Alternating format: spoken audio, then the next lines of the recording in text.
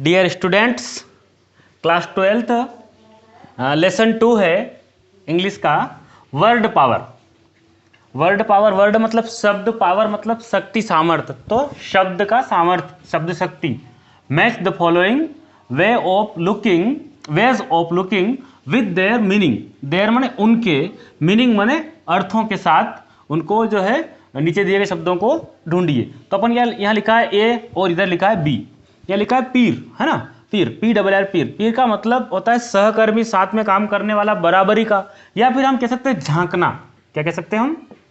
किसी भी चीज को हम ताक झांक करते ना, वो झांकना हो सकता है, या सहकर्मी कह सकते हैं। यहाँ लिखा ग्लैंस। क्या लिखा है?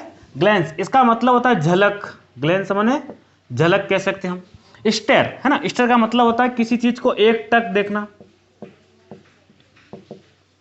वैसे इन सबका मतलब होता है देखना। क्या होता है? देखना, है ना। झांकने को भी हम देखना बोलते हैं। एक झलक देखते हो देखना, एक टक देखना, एक निगाह से, है ना। ऑब्जर्व, है ना, ऑब्जर्व का मतलब निरीक्षण करना, ये भी देखना ही होता है।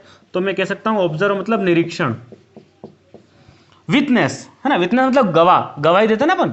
एक्सीडेंट या अपराध के समय कहीं रहते तो हम देखते हैं उस घटना को, तो विटनेस मतलब होता है गवाह, गवाही, है ना। ठीक है, अब यहां पढ़ते हैं एट अ क्राइम और एक्सीडेंट अकर्स, है ना। क्राइम मन होता है अपराध, एक्सीडेंट मन दुर्घटना। क्लोजली बहुत नजदीकी से, फाइंडिंग इट हार्ड कठिनाई से ढूंढना, make things out in a scientific kind, है ना। साइंटिफिक मतलब वैज्ञानिक ढंग से। क्विकली, है ना, तेजी से, झटके से, सर्र से। फिक्स्ड मतलब स्थिरता से, बिल्कुल। तो यहां पर हम सबसे पहले समझ लेंगे विटनेस को। आप जानते हो विटनेस मतलब होता है गवाह। तो कब रहता है? ये क्राइम के दौरान, अपराध या दुर्घटना का जो रहता है तो उसका प्रत्यक्ष होता है, उसको हम गवाह कहते हैं। ऑब्जर्व, है ना, निरीक्षण करना। तो हम निरीक्षण कब करते हैं? तो इन अ साइंटिफिक काइंड, है ना, वैज्ञानिक ढंग से। किसी को भी ऑब्जर्व कैसे करेंगे हम? उसको स्टेप बाय स्टेप साइंटिफिक, वैज्ञानिक ढंग से देखेंगे। स्टेप, एक टक देखना। तो एक टक देखने को हम कह सकते हैं फिक्स होके देखना, फिक्स्ड, है ना। ग्लैंस, झलक, है ना। तो झलक क्या होती है? मतलब तेजी से किसी को एक झलक, वो जा रहा था, मैंने झलक देखी उसकी, क्विकली, है ना। और इसका मतलब होगा क्लोजली, है ना, उसको ताक झाक करना, तो बिल्कुल नजदीकी से, क्लोज, बराबरी का, इस प्रकार का। तो ये आपको समझ में आया होगा। क्वेश्चन नंबर फर्स्ट है, what was mini doing in the balcony. What was mini doing in the balcony. जो मिनी नाम की लड़की थी वो बालकनी में क्या कर रही थी? तो हमने पढ़ा था लेसन में कि मिनी बालकनी में बैठे बैठे बाहर खेल रहे बच्चों को, पार्क में खेल रहे बच्चों को देख रही थी। तो हम ऐसे शुरू कर सकते हैं, इसको हम लिख सकते हैं मिनी, है ना। हम लिख सकते हैं इसको mini was watching the children. तो मिनी वाज वाच, है ना, वाचिंग किसको? बच्चों को। वाचिंग द चिल्ड्रन, बच्चे क्या कर रहे थे? खेल रहे थे। वाचिंग चिल्ड्रन प्लेइंग, है ना। कहाँ खेल रहे थे बच्चे? तो हम लिख सकते हैं इन द पार्क, है ना, इन द पार्क आउटसाइड। तो ये अपना आंसर बन गया कि mini was watching the children playing in the park outside. बगीचे के जो है बच्चे खेल रहे थे, उनको देख रही थी। दूसरा क्वेश्चन है, व्हाट डिसेबिलिटी, है ना, क्या कमी थी, क्या अपंगता थी, क्या विकलांगता थी, डिड शी, है ना, मिनी में है। मिनी में क्या कमी थी? तो मिनी जो है वो अपाहिज थी। तो हमें लिख सकते हैं मिनी या शी, दोनों में से। तो अपन लिख सकते हैं मिनी वाज स्पेस्टिक, है ना। स्पेस्टिक माना था अपाहिज, mean spastic. She had no control, है ना। तो हम लिख सकते हैं उस पर शी हैड नो कंट्रोल। अपाहिज कौन होता है? या उस पर कंट्रोल नहीं था, उसके हाथ पैर पर नियंत्रण नहीं था। तो she had no control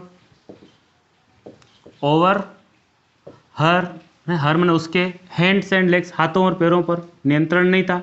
hands and legs कब से? फ्रॉम बर्थ, है ना, जन्म से।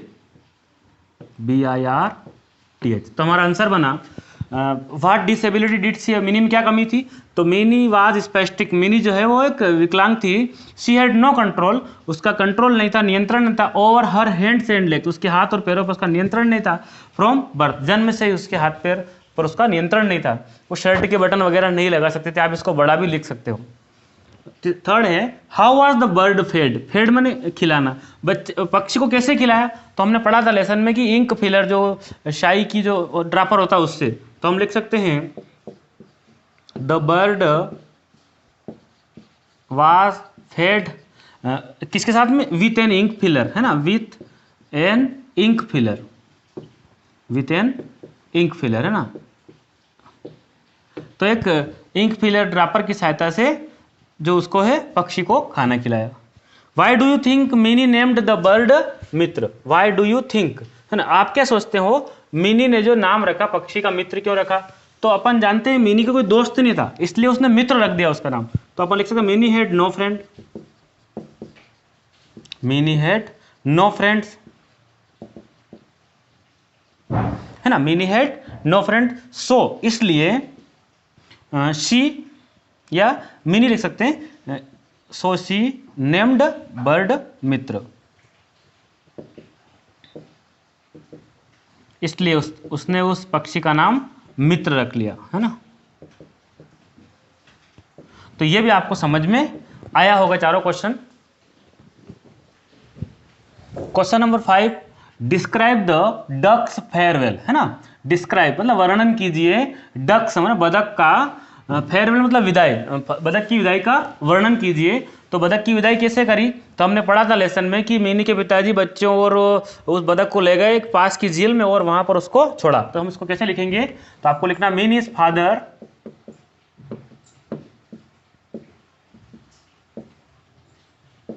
फादर टुक, है ना, ले गए, टुक ऑल द चिल्ड्रन, सभी बच्चों को,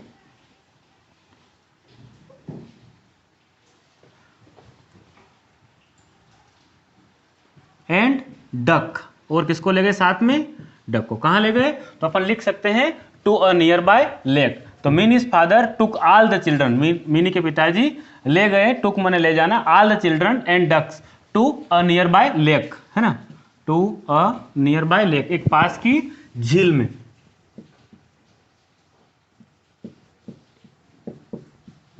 ठीक है, अब झील में ले गए, अब जो पक्षी जो है वो मिनी की लेप में गोद में बैठा था, तो बच्चों ने क्या किया, उसको उठाया। तो अपन लिखेंगे द चिल्ड्रन लिफ्टेड, है ना, द चिल्ड्रन लिफ्टेड मित्र, मित्र को कहां से उठाया,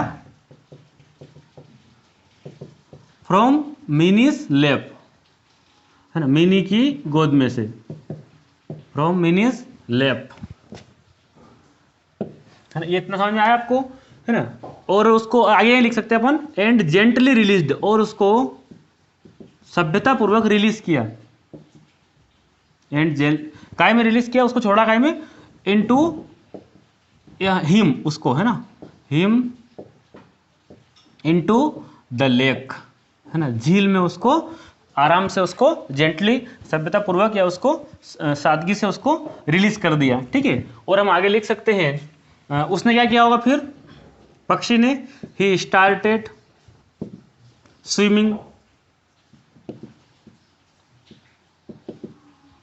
है ना, उसने तैरना शुरू किया, और शोवलिंग द वाटर, हम लिख सकते हैं he started swimming and shovelling the water.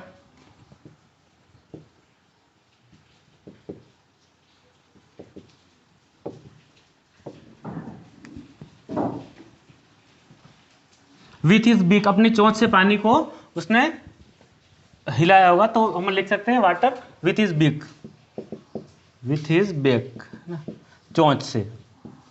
और अपना क्या बन सकता है यहाँ, इसके अलावा हम लिख सकते हैं बच्चे लंबे समय तक उसको देखते रहे, तो द चिल्ड्रन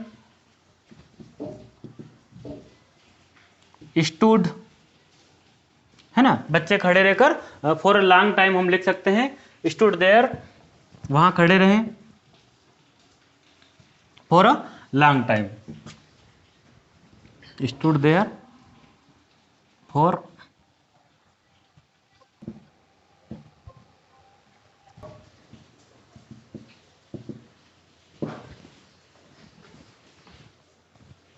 ये काफी इंपॉर्टेंट क्वेश्चन है, इसको हम फिर समझ लेते हैं। मिनीज फादर, मिनी के पिताजी टुक ऑल द चिल्ड्रन, टुक ले गए सभी बच्चों को, एंड डक और बतख को, to a nearby lake, पास में एक झील होगी वहां पर ले गए। द चिल्ड्रन लिफ्टेड मित्र, बच्चों ने उठाया उसको, मित्र को, फ्रॉम से ही मिनी लेप, मिनी की गोद में से उठाया, एंड जेंटली रिलीज्ड और उसको रिलीज किया, हिम इनटू द लेक, पानी में उसको छोड़ा, झील में छोड़ा। ही स्टार्टेड स्विमिंग और उसने तैरना चालू किया, एंड शोवलिंग द वाटर, है ना, विथ इज बिक और उसने चोंच से उस पानी को हिलाया। द चिल्ड्रन स्टूड देयर, बच्चे वहां खड़े रहे, फॉर अ लॉन्ग टाइम, अधिक देर तक बच्चे खड़े रहे और देखते रहे, वाचिंग। ये भी आपको समझ में आया होगा। उम्मीद करता हूं आपने मेरे चैनल को सब्सक्राइब कर लिया होगा, आपको सारे अपडेट मिलते रहेंगे और पूरी बुक्स के आपको नोट्स यहाँ अवेलेबल है।